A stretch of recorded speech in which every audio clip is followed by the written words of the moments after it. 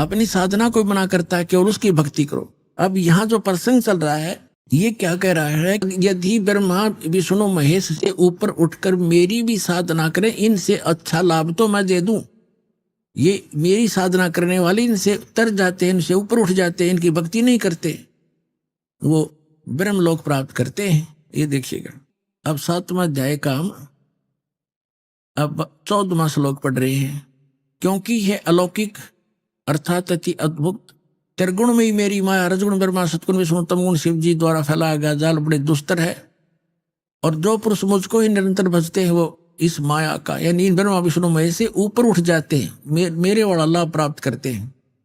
15 माया के द्वारा ब्रह्मा विष्णु महेश की साधना तक और इन्हीं से मिलने वाले लाभ पर जो दृढ़ हो चुके हैं और कोई सुनने को तैयार नहीं, उनके विषय में कहा है। जो इनके उपासक हैं तीनों गुणों के, ब्रह्मा विष्णु महेश के, माया के द्वारा जिनका ज्ञान हरा जा चुका है।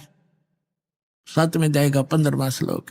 यानी ब्रह्मा विष्णु महेश से ऊपर किसी की बात सुनने को तैयार नहीं, वहीं तक सीमित बुद्धि वाले असुर स्वभाव को धारण किए हुए मनुष्यों में नीच, आसुर माने दुष्ट राक्षस, और मनुष्यों में नीच और दूषित कर्म करने वाले मूर्ख मूढ़ लोग मुझको नहीं भजते। हो गया सिद्ध। अब क्या कह रहा है गीता ज्ञानदाता? अब इस कंसेप्ट को क्लियर करना पड़ेगा। अब यहाँ क्या बताया है कि रजगुण ब्रह्मा सतगुण विष्णु तमगुण शिव जी की जो पूजा करते हैं उनको कहा है असुर स्वभाव को धारण किए हुए मनुष्यों में नीच दूषित कर्म करने वाले मूर्ख, ये मेरी भक्ति भी ना करते, ब्रह्म तक की साधना भी नहीं करते। अब इसी से संबंधित आगे दिखाते हैं इसी 7वें अध्याय के 20, 21, 22 में। अब देखिएगा 7वें अध्याय का अध्याय नंबर 7 श्रीमद् भगवद गीता अध्याय नंबर 7 का और श्लोक नंबर हम 20 पढ़ेंगे। उन भोगों की कामना द्वारा जिनका ज्ञान हरा जा चुका है, ब्रह्मा विष्णु महेश से मिलने वाले जो अक्षणिक लाभ हैं वहीं तक सीमित है, जिनकी बुद्धि अपने स्वभाव से प्रेरित होकर उस नियम को धारण करके अन्य देवताओं को भजते हैं, पूजते हैं, ब्रह्म को छोड़कर ब्रह्मा विष्णु महेश की पूजा करते हैं। आगे देखो 21 में, 21वां श्लोक यहाँ है। जो काम भक्त, जो भक्त जिस देवता के स्वरूप को श्रद्धा से पूजना चाहता है, उस भक्त की श्रद्धा में उसी देवता के प्रति स्थिर करता हूं। अब 22 में क्या कहा है? वह पुरुष उस श्रद्धा से युक्त होकर उस देवता का पूजन करता है और उस देवता से मेरे द्वारा ही विधान किए हुए उन इच्छित भोगों को निसंदेह प्राप्त करता है। अब गीता ज्ञानदाता यहाँ क्या कहना चाहता है कि जो भी भक्त परमात्मा के लिए प्रयत्नशील है और ये अन्य देवताओं की पूजा करता है, वो भक्ति तो कर रहा परमात्मा की मानकर, लेकिन वो उन देवताओं से जो भी लाभ मिल रहा है उनको मैंने ही कुछ शक्ति दे रखी। जैसे अभी आपने शिव पुराण में पढ़ा, इसने कहा कि तुम तीनों ने एक एक विभाग प्राप्त कर रखा मुझसे। वो काल कहता है रजोगुण विभाग प्राप्त है ब्रह्मा जी को, सतोगुण विभाग प्राप्त है विष्णु जी को, तमोगुण विभाग प्राप्त है शंकर जी को। तो ये क्या कहना चाह रहा कि इनको मैंने ही कुछ शक्ति दे रखी थोड़ी बहुत, और उनसे ही वो आंशिक लाभ तुम्हें प्राप्त हो रहा है। यहाँ देखिएगा। अब यहाँ 7वें अध्याय का अब 22वां पढ़ रहे हैं। वह पुरुष उस श्रद्धा से युक्त होकर उस देवता का पूजन करता है और उस देवता से मेरे द्वारा ही विधान किए हुए इच्छित भोगों को निसंदेह प्राप्त करता है। अब 23 में क्या कहा है? परंतु उन अल्प बुद्धि वालों का, अल्प बुद्धि माने मंद बुद्धि वालों का यानी मूर्खों का, वह फल नाशवान है और देवताओं को पूजने वाले देवताओं को प्राप्त होते हैं, मेरा भक्त मुझको प्राप्त होता है। ये जैसे चाहे बचे, ये गलत क्या अनुवाद इन्होंने, ये नहीं, मेरा भक्त मुझको ही प्राप्त होता है। अब इससे स्पष्ट हो गया कि ब्रह्मा विष्णु महेश की जो पूजा करते हैं उनको ये काल गीता ज्ञानदाता मना करता है कि राक्षस स्वभाव को धारण किए हुए मनुष्यों में नीच और दूषित कर्म करने वाले मूर्ख मेरी भक्ति भी ना करते। अब इनको ऐसा क्यों कहा, यहां थोड़ा सा प्रमाण देना पड़ेगा। जैसे हिरण्यकशिपु ने रजगुण ब्रह्मा की पूजा साधना की थी और उससे को सिद्धि प्राप्त करके वो पंसारी बन बैठा एक हल्दी की गांठ से, अपने पुत्र प्रहलाद का शत्रु बन गया। ना जाने कितनी यातनाएं उस मासूम बच्चे को दी और अंत में राक्षस कहलाया और कुत्ते वाली मौत मारा गया। अब यहां सूक्ष्म वेद में परमात्मा ने कहा कि ब्राह्मण बाणा कर्म कसाई हिरणा कुछ छाती तोड़वाई। राक्षस कहलाया ब्रह्मा जी का रजोगुण का उपासक। फिर दूसरे नंबर पर हम लेते हैं शंकर भगवान को। तमोगुण के उपासक थे कौन, रावण। रावण जैसी उपासना वर्तमान का कोई भी शिव उपासक नहीं कर सकता, जिसने अपनी यहां से दड़ काट के भगवान के समर्पित कर दी थी और जैसा किया वैसा ही दे भी दिया, वर्क डन दे सकते हैं ये। लेकिन अंत में राक्षस कहलाया, अपने ही मां को उठा लाया, यानी शिव के बड़े भाई श्री विष्णु जी की पत्नी अर्थात श्री रामचंद्र की पत्नी सीता को उठा लाया और पत्नी बनाने की कुचेष्टा कर रहा था। इससे बुरा कर्म और क्या करेगा प्राणी, और कुत्ते वाली मौत मारा गया, राक्षस कहलाया। एक भस्मा गिरी नाम का शिव का उपासक था और भगवान शिव के मकान के सामने कैलाश पर्वत पर सिरासन लगाकर तपस्या करने लग गया, ऊपर को पैर नीचे न सिर। 12 वर्ष तक ऐसी साधना करता रहा। एक दिन पार्वती जी ने भगवान शिव से प्रार्थना की कि हे भगवान, आप तो महेश्वर हो, आप तो दाता हो, समर्थ हो, जो चाहे दे सकते हो, आपका भक्त क्या मांगता है इसको प्रदान करो और यहां से विदा करो। तो भगवान शंकर ने कहा कि मांगो। भस्मागिरी, क्या मांगते हो भक्त? भस्मागिरी ने कहा कि वचनबद्ध हो भगवान, तब मांगूंगा। भगवान शिव ने कहा ठीक है, मैं वचनबद्ध हो गया। तब खड़ा हो गया छोड़ के तपस्या और कहा कि भगवान ये भस्म कड़ा दे दो आपका। जो भगवान शिव ने अपने हाथ में भस्म कड़ा डाल रखा था, उसमें एक शक्ति थी कि जिसके भी सिर पे करके ऐसे और उसको कह दे भस्म, वो उसको जला देता था, राख बना देता था। और इस बात का ज्ञान था भस्मागिरी को। तो भगवान शिव ने वचनबद्ध हो चुके थे, निकाल के वो कड़ा भस्मागिरी को दे दिया। ज्यों ही वो भस्म कंडा हाथ में आया, उसी समय तेवर बदल गया। वो शिव का पुजारी, तमोगुण का उपासक, और कहा शिव जी होले होशियार, अब तुझे मारूंगा, पार्वती को अपनी पत्नी बनाऊंगा। और चला ऐसे करके भगवान शिव भाग लिए। अपने आत्माओं, हम इन नकली गुरुओं के भकाए हुए, भ्रमित किए हुए ये माना करते थे भगवान शिव कालज्जय हैं, मृत्युंजय हैं, ये अविनाशी हैं, अंतर्यामी हैं। ये तो कोई ऐसा भी ना पाए, ना अंतर्यामी थे भगवान शिव और ना ये अविनाशी थे। अविनाशी होते डर के क्यों भागते, वहां खड़े हो जाते, आ भाई कर भस्म, और भाग लिए। और अंतर्यामी होते तो ये पता होता ये दुष्ट क्या दुर्भावना लिए साधना कर रहा है। वो अंतर्यामी भी नहीं है। आपको पता ही है कि फिर भगवान ने स्वयं आकर पार्वती रूप बनाया, विष्णु जी ने नहीं। वो एक ही मालिक है जो सबके दुखों को दूर करता है, लेकिन बाद में विष्णु रूप बना लिया। शिव जी को यकीन ना हुआ वो इस बात का, पार्वती रूप बनाकर भस्मागिरी को मारा। भस्मा असुर कहलाया। फिर उसके बाद वो राक्षस। तो कहने का भाव ये है कि शिव का उपासक कैसा दूषित कर्म भगवान मानने और उसकी पत्नी पर बुरी नीत कर रहा है, इसे दुष्कर्म करने वाला कौन होगा? राक्षस स्वभाव को धारण किए हुए मनुष्यों में नीच दूषित कर्म करने वाला मूर्ख।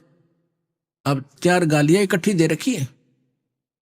अब बात रही विष्णु जी के सतोगुण के उपासकों की।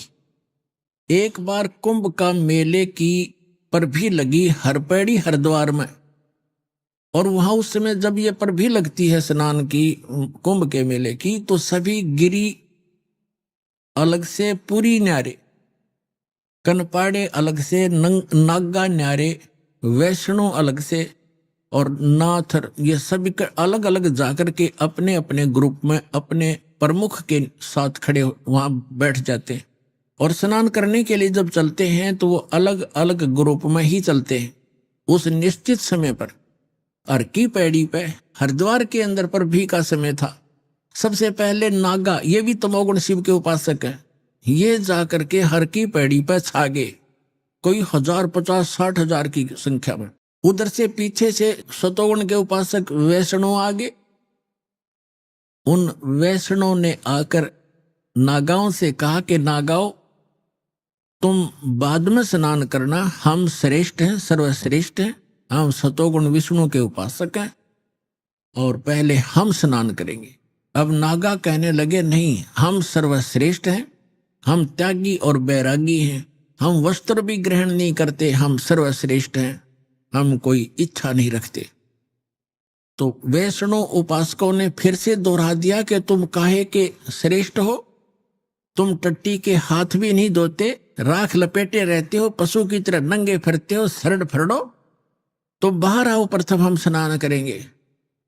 अब वहां स्नान सनून तो भूल भाल गए, वह आपस में लड़ मरे, तलवार निकाल लाए, कोई छुर्रे घोंप दे, एक दूसरे को मुंह से काटे और उसके बालों को पकड़ा है, बुरा हाल मचा दिया, कत्ले आम कर दिया। कहते हैं 25,000 ये त्रिगुण उपासक, ये ब्रह्मा विष्णु शिव के उपासक वहां कट कर मर गए। इसके विषय में सुख संवेद में परमात्मा ने कहा है, तीर तुपक तलवार कटारी जम दड़जोर बधावे हैं, हर पैड़ी हर हेत नहीं जाना, और वहां जा तेग चलावे, काटे शीस नहीं दल करुणा, ये जग में साध कवावे हैं, और जो जन इनके दर्शन को जावे उनको भी नरक पठावे। क्या बताया कि काटे शीस, तीर तुपक तलवार कटारी, अन्यों के डट के लठ बजावे हैं, और हर पैड़ी हर हेत नहीं जाना। वैसे तो हर की पैड़ी कहें, भगवान की छाती पे कत्लेआम कर दिया इन मूर्खों ने। और काटे शीस नहीं दिल करुणा, दिल में दया नहीं नालायकों के, और काटे शीस एक दूसरे को काट डाला, और नहीं दिल करुणा, जग में संत कवावे हैं, और जो जन इनके दर्शन जावे, यानी इनका अनुयायी जो बन गया उनको भी नरक पठावे। तो पुण्यात्माओं, इससे सिद्ध हो गया श्रीमद् भगवत गीता अध्याय नंबर 7 के श्लोक नंबर 12 से लेकर 15 का ये सारांश हो गया कि इन तीनों गुण, रजगुण ब्रह्मा, सतगुण विष्णु, तमगुण शिव जी के जो उपासक हैं, इनकी साधना नहीं करनी चाहिए। श्रीमद् भगवत गीता ये सदग्रंथ बताता है, इनकी साधना करने से कोई मोक्ष नहीं होता, उल्टा ये इनको ऐसी उपमा दी है जो आपको वर्णन की बार बार कहना अच्छा नहीं लगता। तो यहां भगवान कहा करते थे, तीन देव की जो करते भक्ति, उनकी को देना होवे मुक्ति, गुण तीनों की भक्ति में ये भूल पड़ो संसारे, कह कबीर निज नाम बिना कैसे उतरो पारे।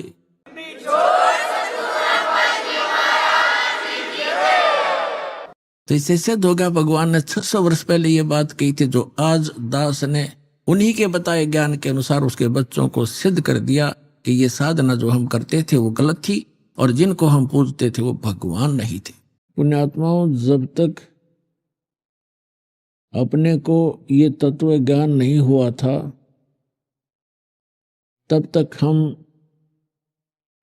इसी व्यवस्था को बहुत ही अच्छा मानते थे। किसी की मृत्यु हो गई तो शोक व्यक्त करने चले जाते थे, अपने खुद चोट लग जाती तो बुरा हाल होता, किसी दूर के नाते में या कुल के किसी दूर के व्यक्ति को ये दुख होता, मृत्यु हो जाती, तो हम औपचारिकता ही करते रहते थे कि उनको उनके यहाँ जाना ही जाना है, क्योंकि वो हमारे यहाँ आए थे, मृत्यु हुई थी, और हमारे पास कोई विकल्प नहीं था, जिस कारण से हमने अपने आप को ऐसे ही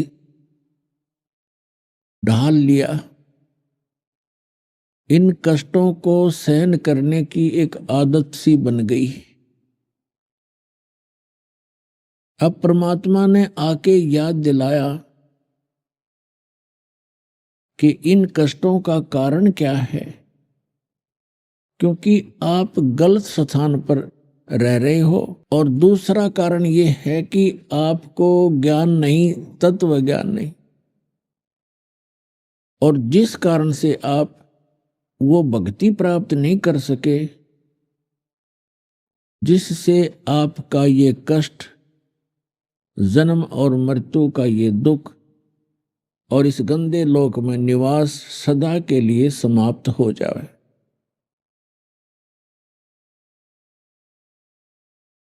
उस ज्ञान को स्वयं बताने के लिए परमेश्वर अपने निज धाम से आते हैं, जहां हम और आप पहले रहा करते थे।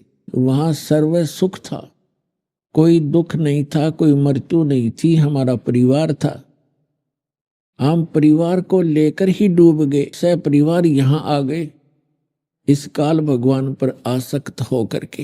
हमने सोचा वहां कुछ और अच्छी व्यवस्था होगी। अब इसने हमारी यहां पर कैसी झांकी काट रखी है, कैसा जुलूस निकाल रखा है। कोई गधा बना दिया, कोई कुत्ता बना दिया, कोई सूअर बना दिया। अपने ही कर्मों से कोई राजा बन जाता है, आगे साधना सत्य न मिलने से फिर गधा बन जाता है। पुण्यात्माओं, अध्यात्म ज्ञानहीनता आज तक हमें यहीं पर रोके रहने में सफल रही। अब परमात्मा ने आकर वो यथार्थ ज्ञान बताया।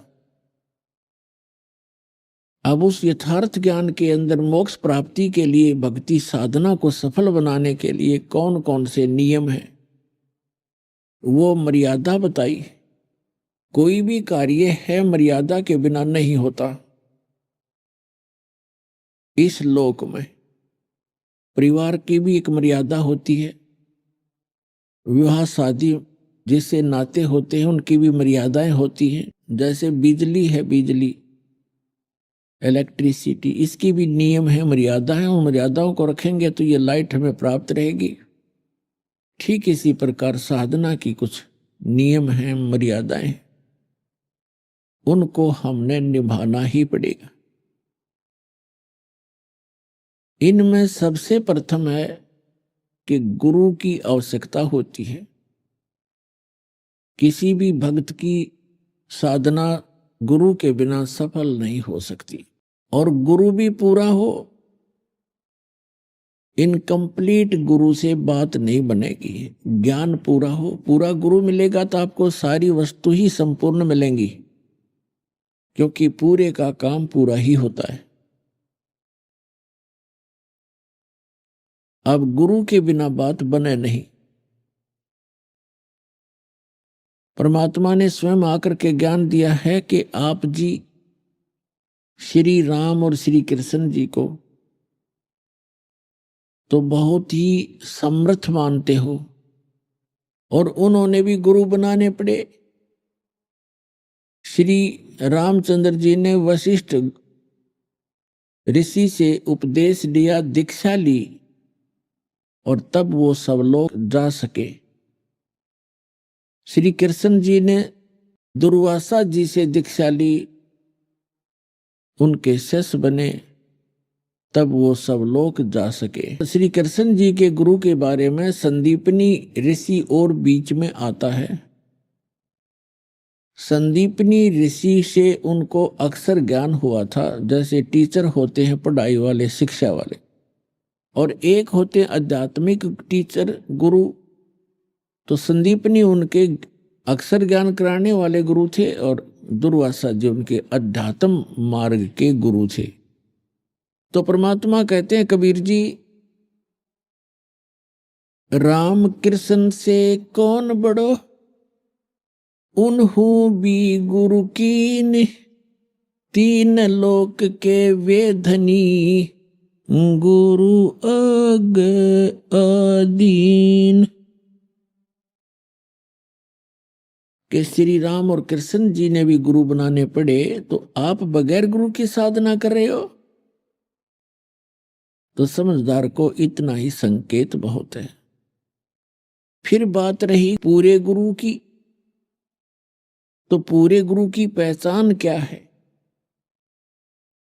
परमेश्वर ने स्वयं ये ज्ञान बताया है, उसकी पहचान बताई है, हमारे सदग्रंथों के अंदर भी वो प्रमाणित है।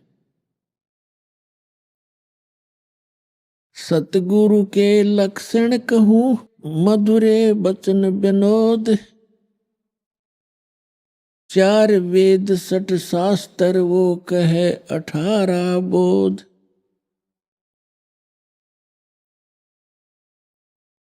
अब क्या बताया है कि सतगुरु के लक्षण कहूं, मधुरे बैन विनोद, यानी चार वेद सठ शास्त्र वो कहे 18 बोध। सतगुरु सब सदग्रंथों का ज्ञाता होता है। चारों वेदों का निष्कर्ष यथार्थ ज्ञान सतगुरु को ही प्राप्त होता है। और दूसरी पहचान बताई है, जो कबीर परमेश्वर का निज संत होगा, सतगुरु होगा, जो उसका कृपा पात्र होगा, जो संत मम सत शब्द दरडावे, वह के संग सब राड बढ़ावे। ऐसे संत महंतन की करनी, धर्मदास में तो से वर्णी। मेरा जो परम संत होगा, उसका दूसरा लक्षण ये होगा कि जो संत मम सत शब्द दृढ़ावे, मेरे इस यथार्थ ज्ञान को जो दृढ़ता के साथ जनता को बताएगा, उसके संग सभी राड बढ़ावेंगे, विरोध पैदा करेंगे, झगड़ा करेंगे। और कलयुग के अंदर अस संत महंतन की करनी, कि इस कलयुग में ऐसी इन संत और महंतों की करनी हो जाएगी, धर्मदास में तो से वर्णी। फिर बताया है श्रीमद् भगवत गीता चौथे अध्याय के 32 और 34 में। 32 में कहा कि अर्जुन, अभी तक जो भी ज्ञान मैंने इस आपको चौथे अध्याय में दिया है, 25 से लेकर 31 तक श्लोकों में, तो कोई कैसी साधना करता है, कोई देवताओं की पूजा करता है, कोई स्वाध्याय करता है, गीता जी का पाठ कर लिया, वेदों का पाठ कर लिया, इस तरह की। कोई केवल योग अभ्यास ही करता है, योगासन। कोई श्वास उश्वास की क्रिया को देखता रहता है, आती जाती को। और सभी अपनी अपनी साधना को पाप नाशक जानते हैं, क्योंकि यदि उनको पता लग जाए कि साधना ठीक नहीं है तो तुरंत त्याग देंगे। चौथे अध्याय के 32वें श्लोक में कहा है कि वास्तविक जो जानकारी है, विस्तार के साथ इन यज्ञों की जानकारी, यज्ञ माने धार्मिक अनुष्ठानों की जानकारी सच्चिदानंद घन ब्रह्म की वाणी में वर्णित है, विस्तार के साथ कही है। यहां अनुवादकर्ताओं ने गीता अध्याय 4 के श्लोक 32 में अनुवादकर्ताओं ने गलत अनुवाद कर दिया, क्योंकि उनको तत्व ज्ञान नहीं था और वो श्री कृष्ण से अन्य कोई भगवान नहीं मानते थे, उसको कंप्लीट गॉड मानते थे, संपूर्ण भगवान, पूर्ण परमात्मा। जिस कारण से उन्होंने अर्थों के अनर्थ करने प्रारंभ कर दिए। यहां लिखा है ब्रह्मणे मुखे, ब्रह्मणे मुखे, ब्रह्मणे कार से यहां पर इन्होंने वेद कर दिया, ये गलत किया। और यही शब्द है गीता अध्याय नंबर 17 के श्लोक नंबर 23 में, यही शब्द है ब्रह्मणे। ओम तत्सत इति निर्देश ब्रह्मणे त्रिविध समर्थ, ब्राह्मणा तेन वेदा च यगा विहिता पुरा। तो वहां इन्होंने ठीक अनुवाद किया, ब्रह्मणे माने सच्चिदानंद घन ब्रह्म कर दिया, वो सही अनुवाद किया है, वो ठीक अर्थ किया है। लेकिन यह चौथे अध्याय के 32वें श्लोक में इनकी बुद्धि स्लिप कर गई, फिसल गई। क्योंकि अज्ञानी व्यक्ति कहीं ना कहीं गलती करेगा ही करेगा। तो यहां भी लिखना था ब्रह्मणे मुखे माने सच्चिदानंद घन ब्रह्म। मुखे माने उसके मुख से उच्चरित वाणी में, यानी सच्चिदानंद घन ब्रह्म, वो परम अक्षर ब्रह्म। गीता अध्याय नंबर 8 के श्लोक नंबर 3 में गीता ज्ञानदाता ने अपने से अन्य कोई परमात्मा बताया है जिसको परम अक्षर ब्रह्म कहा है। परम अक्षर ब्रह्म कहो, सच्चिदानंद घन ब्रह्म कहो। उसने सच्चिदानंद घन ब्रह्म ने अपने मुख कमल से जो ज्ञान कहा है वो तत्व ज्ञान है, और उसके अंदर धार्मिक अनुष्ठानों यज्ञों की जानकारी विस्तार के साथ कही है। चौथे अध्याय के 34वें श्लोक में कहा है, उस तत्व ज्ञान को अर्जुन तू तत्वदर्शी संतों के पास जाकर समझ। उनको दंडोत प्रणाम करने से, कपट छोड़कर सरलता पूर्वक प्रसन्न करने से वो तत्वदर्शी संत तुझे परमात्मा का, उस तत्व ज्ञान का उपदेश करेंगे। अब तत्वदर्शी संत ही परमात्मा के उस तत्व ज्ञान से परिचित होता है, वो पूर्ण सतगुरु होता है। अब इससे एक तो ये बात सिद्ध होगी कि श्रीमद् भगवत गीता के अंदर वो ज्ञान नहीं है जो तत्व ज्ञान है। नहीं तो यहाँ गीता ज्ञानदाता कह देता कि तत्व ज्ञान 17वें अध्याय में है या 16वें अध्याय में, वहां पढ़ लिए, या एक अध्याय और बना देता 19वां। उसको खुद ज्ञान नहीं है, इसलिए उसने एक ऑप्शन छोड़ दिया है कि ये ज्ञान तत्वदर्शी संत ही बता सकते, उनसे सुनो।